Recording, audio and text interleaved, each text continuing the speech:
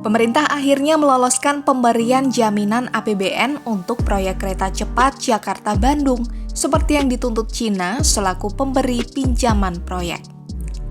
Ya, baru-baru ini pemerintah sudah menerbitkan Peraturan Menteri Keuangan Nomor 89 Tahun 2023 soal penjaminan pendanaan biaya proyek kereta cepat Jakarta-Bandung. Dalam aturan ini, APBN bisa menjadi jaminan untuk memastikan proyek KCJB dapat terselenggara. Aturan ini pun tentu saja menuai sorotan sejumlah pihak, salah satunya Direktur Center of Economic and Law Studies Bima Yudhistira. Bima mengatakan kalau kebijakan ini justru akan memunculkan beban tak langsung terhadap APBN. Ya, sebab penjaminan pendanaan KCJB sudah melenceng jauh dari perjanjian awal.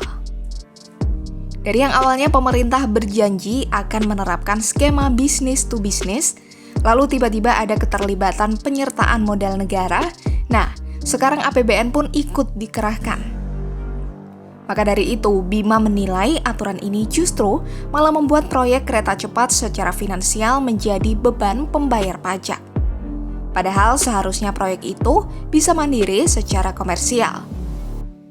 Karena itu, Bima berharap agar pemerintah meninjau ulang aturan itu.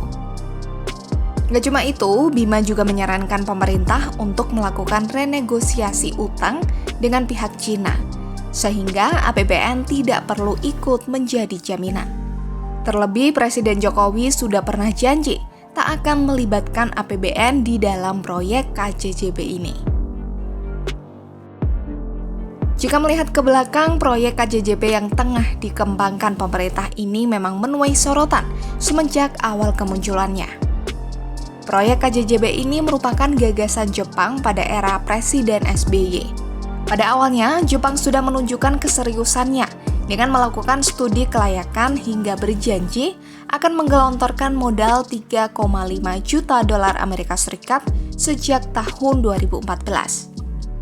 Mereka juga menawarkan pinjaman proyek dengan masa waktu 40 tahun berbunga hanya 0,1% per tahun.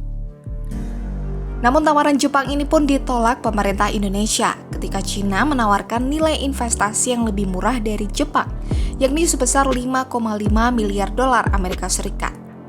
Selain itu, Cina juga berjanji akan menjamin pembangunan kereta cepat Jakarta-Bandung tak menguras dana APBN Indonesia dan adanya transfer teknologi.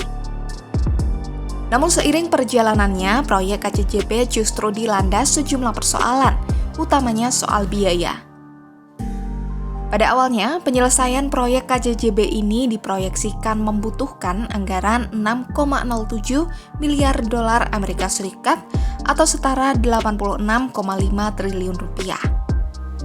Seiring berjalannya waktu, anggaran proyek tersebut justru membengkak menjadi 8 miliar dolar Amerika Serikat atau setara dengan 114,24 triliun rupiah. Tak hanya itu, pada awalnya pembiayaan proyek KCJB ini dijanjikan hanya 75%-nya berasal dari pinjaman modal luar negeri melalui skema bank to bank seperti China Development Bank. Pada akhirnya pihak Cina yang diajak untuk bekerja sama membangun proyek ini meminta pemerintah Indonesia ikut menambal bengkak biaya proyek lewat APBN yang saat ini akan direalisasikan.